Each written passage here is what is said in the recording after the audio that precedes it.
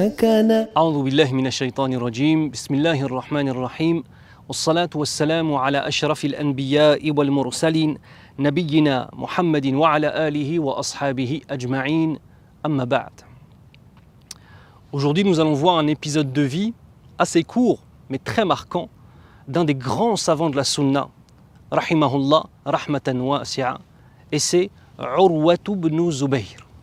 C'était un Médinois et il décida d'aller rendre visite au khalifa de l'époque, à Dimashq, à Damas, Al-Walid ibn Abd al-Malik. Lorsqu'il sort de Médine, il sent une légère douleur sur son pied.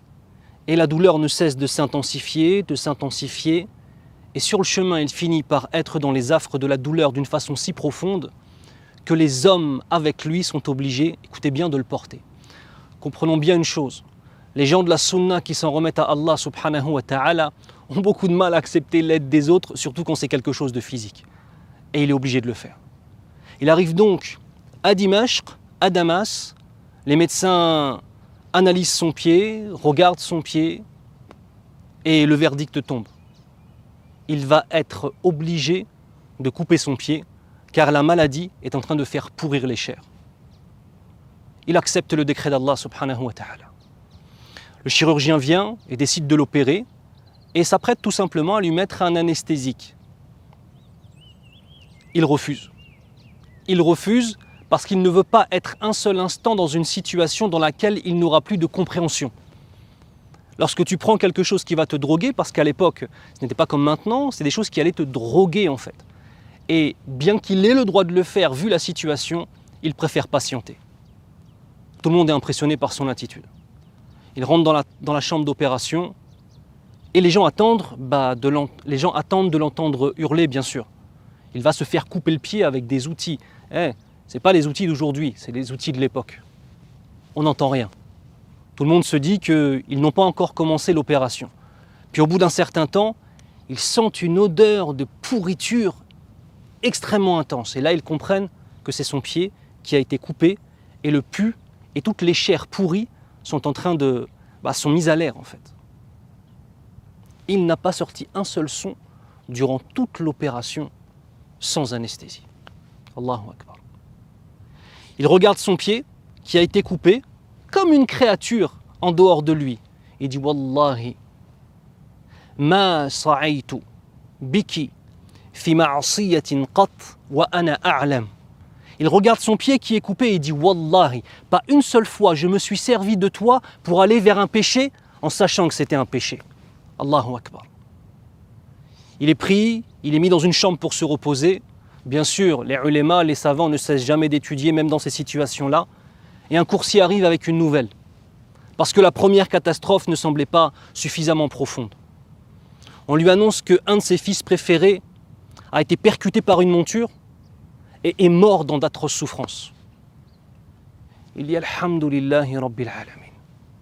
Il décide de rentrer sur Médine. Lorsqu'il arrive sur Médine, les gens le voient marcher sur un pied. Ils ne comprennent pas ce qu'il s'est passé. Ils savent bien évidemment que son fils est mort, mais ils ne savent pas ce qui s'est passé durant son voyage.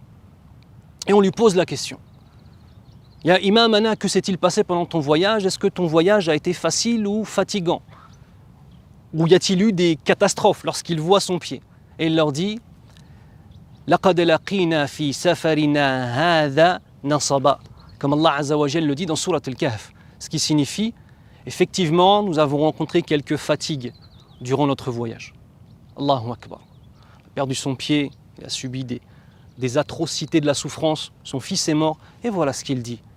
Yastadil bil Qur'an, ce qui sort de sa bouche, c'est du Qur'an al-Karim, c'est pas autre chose.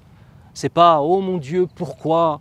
Oh mon Dieu, regardez les autres, ils ont… » Vous savez, les gens qui, chaque fois qu'ils ont une catastrophe, ne regardent pas ce qu'Allah Azza wa Jal leur a laissé, mais ils regardent ce qu'Allah Azza wa Jal subhanahu wa ta'ala a repris.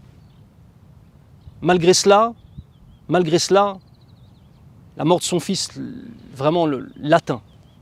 Vous savez, il faut faire la différence entre la tristesse et le fait de ne pas accepter le qadar d'Allah. On accepte, mais on peut quand même avoir les yeux qui pleurent, comme c'est mentionné dans le hadith. Et la bouche ne dira que ce qu'Allah subhanahu wa ta'ala aime. Un de ses étudiants vient le voir et lui dit une parole. Il dit « Ya imamana, nous, on ne t'a pas suivi pour faire la course avec toi ou pour marcher à tes côtés et essayer de voir si tu étais le plus rapide d'entre nous. Référence à son pied maintenant qui est coupé. Mais nous t'avons accompagné pour les ra'yika wa ilmik. C'est pour tes opinions dans le fiqh et dans le droit et pour ta science profonde. Sous-entendu, Allah Azza wa Jal t'a laissé le plus important. Et là, Urwa ibn Zubayr, il lui dit « Wallahi, il n'y a pas une parole qui a plus apaisé mon cœur que celle-ci. » Allah Azza wa Jal lui a laissé le plus important. Mais ce n'est pas fini. Il se tourne vers son Seigneur, lève les mains et dit « Ya Rab, j'avais 4 membres, c'est-à-dire 2 mains et 2 pieds, j'avais 4 membres et tu m'en as laissé 3. J'avais 4 fils et tu m'en as laissé 3. Ya Allah, tu as repris une partie de ceux qui t'appartenaient et tu m'as préservé de bien pire. » Voilà ce qu'une foi profonde amène. Et mes frères et sœurs, là, on n'est pas en train de regarder un film avec Captain America, Black Panthers, des soi-disant héros qui n'en sont pas et qui n'ont jamais existé. Et même cet homme-là, ce Alim Fadil, rahimahullah, n'était pas un héros de télé. Il était un homme dont le cœur était lié à Allah subhanahu wa ta'ala. Il était un homme dont la foi dirigeait les actes, dirigeait la pensée et dirigeait la connaissance. Et c'est ça qu'on appelle un homme pieux. C'est ça qu'on appelle des gens qui sont élevés. Et mes frères et sœurs, ce n'est pas le prophète sallallahu alayhi wa sallam et ce n'est pas non plus un sahabi radiyallahu anhum wa ardahum jami'a.